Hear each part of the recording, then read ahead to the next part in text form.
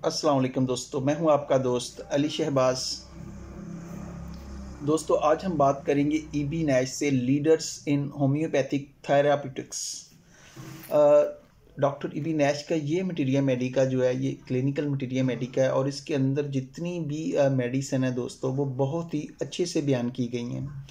अगर आप इन अद्वियात को एक या दो मरतबा रीड करेंगे तो यकीन मानें कि ये आपकी प्रैक्टिस के लिए बहुत ही फ्रूटफुल साबित होंगी।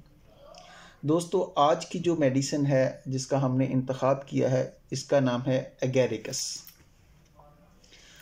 और एगेरिकस की जितनी भी सिम्टम्स इसके अंदर दी गई हैं वो वेल डिफाइंड है। वेल डिफाइंड से मुराद ऐसी सिम्टम्स हैं कि जो हर एक मटीरिया मेडिका में लाजमी तौर पर मौजूद हैं और वो बारहा तजर्बात से वो सक्सेसफुल पाई गई हैं। यानी कि अगर इन अलामात पर आप दवा का इंतखाब करते हैं तो एगेरिकस जो है यहाँ पर आपको ज़बरदस्त रिज़ल्ट देगी। तो इसलिए ये वेल डिफाइंड सिम्टम्स हैं। एगेरिकस की बात की जाए तो डॉक्टर नैश यहाँ पर लिखते हैं कि ears, face, nose and skin in general red, कि अमूमन मरीज़ के कान, उसका चेहरा, नाक और जो उसकी स्किन होती है वो सुर्ख होती है। ये उसने जो पहली सिम्टम्स दी है कि आपके पास जो आने वाला पेशेंट होगा उसके कान, उसका चेहरा, उसका नाक और उसकी जो स्किन है वहाँ पर अमूमी तौर पर आपको सुर्खी मिलेगी। And itch as if from chilblains, और ऐसी खारिश होती है कि जैसे बुआइयों से होती है चिलब्लेंस। सर्दी की वजह से स्किन का रप्चर हो जाना या स्किन का फट जाना, स्किन की स्वेलिंग हो जाना, बहुत ज़्यादा जलन, बहुत ज़्यादा सुर्खी वाली कंडीशन पाई जाती है। तो ये एक नहायत ही तकलीफ़ दे प्रॉब्लम है।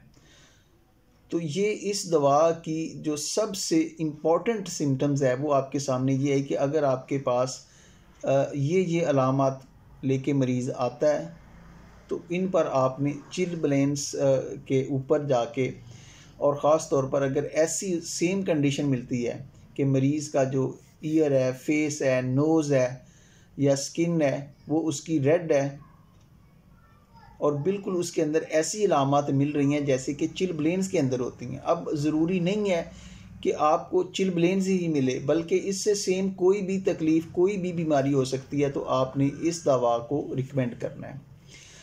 फिर इसके आगे और इसकी जो सबसे इम्पॉर्टेंट सिम्टम्स है वो लिख रहे हैं कि ट्विचिंग्स इन आईलिड्स स्पेशली फेस एक्सट्रेमिटीज़। अब ट्विचिंग्स जो है कि आँखों के जो प्यूटे होते हैं, ख़ास तौर पर हाथों, पाँव और चेहरा जो मरीज़ का होता है वो फटकता है। ट्विचिंग का मतलब होता है फटकना, झटके लगना, झड़कना, इवन क्यूराटिक जर्किंग्स, तो राशि के झटके भी लगते रहते हैं, हत्ता कि मरीज़ को राशि के तरह के झटके लगते हैं। विच सीज ड्यूरिंग अ स्लीप, और नींद के दौरान ये जो झटके होते हैं बंद हो जाते हैं। स्पाइनल कोलम्स पेनफुल, अब जो रीढ़ का स्तून होता है उसमें दर्द होता है। एंड सेंसिटिव टू टच, और छूने से हसास होता है। Itching extending into the lower limbs, और ये जो दर्द होता है वो पैरों तक जाता है, लोअर एक्सट्रेमिटीज तक। तो ये एगेरिकस की उन्होंने जो सबसे ऊपर इम्पॉर्टेंट सिम्टम्स मेंशन किए हैं कि भाई एगेरिकस का अगर पेशेंट आपके पास आता है तो उसके ईयर्स, उसका फेस, उसका नोज़, उसका स्किन इन जनरल रेड, अमूमी तौर पर वो आपको सुर्ख मिलेगा। And itch as a from chilblains, और इसमें ऐसी खारिश होगी जैसा कि चिलब्लेंस के अंदर होती है, जैसे बुआइयाँ होती हैं उन जैसी। ट्विचिंग्स इन आईलिड्स, और आँखों के प्यूटे जो है ख़ास तौर पर चेहरे पर एक्सट्रेमिटीज़ में आपको फटकन मिलेगी, हत्ता कि ये जो राशा जैसी कैफियत आपको मिलेगी। और लेकिन ये जो कैफियत होगी वो जब मरीज़ सोएगा तो वो रुक जाएगी। इसके बाद जी वो अगली बात लिखते हैं कि agaricus has some very characteristic skin symptoms, ears, face, nose, toes. अब वो कह रहा है कि जनाब एगैरिकस की कुछ करेक्टरिस्टिक सिम्टम्स हैं, कुछ जो की सिम्टम्स हैं, जो कुछ ख़ास अलामत हैं, उनमें से जो मरीज़ की आपको जिल्द, मरीज़ के जो कान है, मरीज़ का चेहरा है, मरीज़ की नाक है, मरीज़ के पाँव की उंगलियां हैं and skin in general R affected. और जो मरीज़ की स्किन होती है ये आम तौर पर मुतासर होती है और वहाँ पर क्या होता है, विद रेडनेस, वहाँ पर आपको सुर्खी मिलती है, itching and burning as a from being frozen. और उनमें जलन और ख़ारिश होती है कि जैसे जनाब वो जम रही हूँ। तो ये वही कंडीशन है जैसा कि कोई अगर ज़्यादा देर सर्दी में रहता है तो उसके हाथ पाँव जो होते हैं वो शेल होना शुरू हो जाते हैं, मफलूज होना शुरू हो जाते हैं।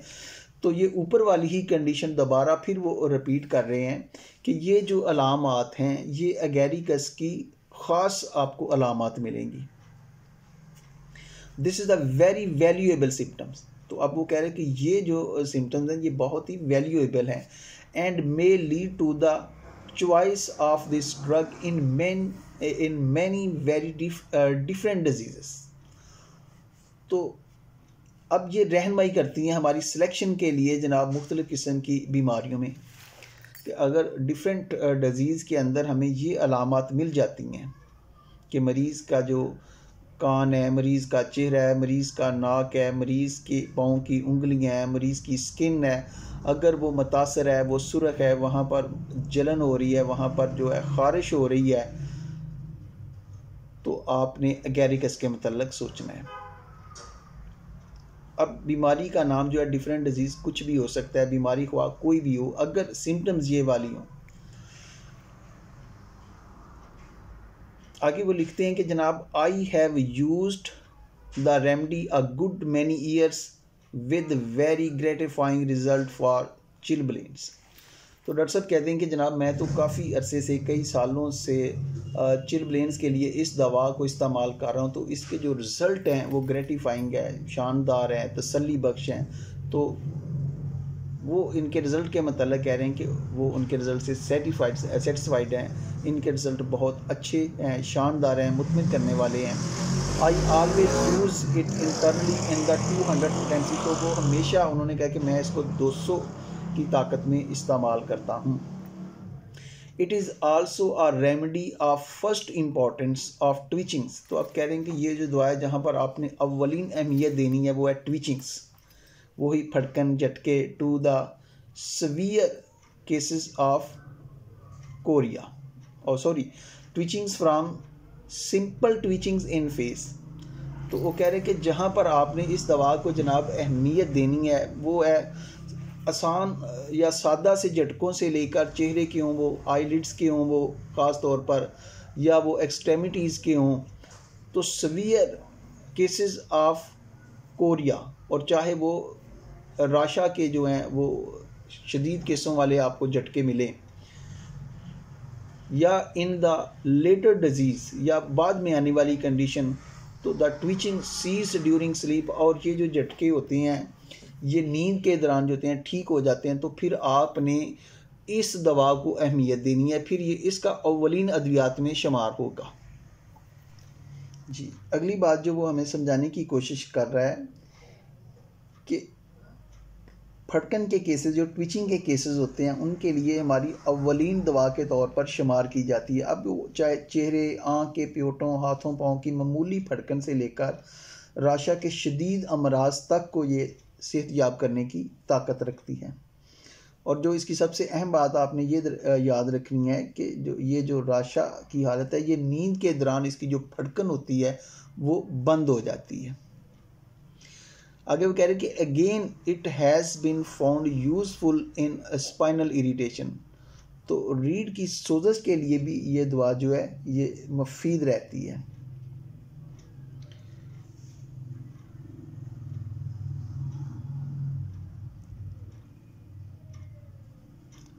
इसके बाद है जनाब the symptoms indicating it here are best given in Allen's encyclopedia.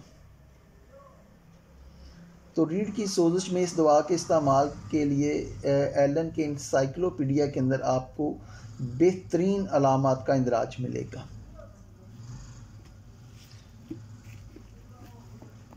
यहाँ पर उसने सिर्फ एक अलामत ही को मेंशन किया है। तो अगर आप इसकी डिटेल सिम्टम्स जो है जो आपकी प्रिस्क्राइबिंग में मावन होंगी, उसके लिए फिर आपको इंसाइक्लोपीडिया की तरफ रजू करना होगा, एलन का इंसाइक्लोपीडिया।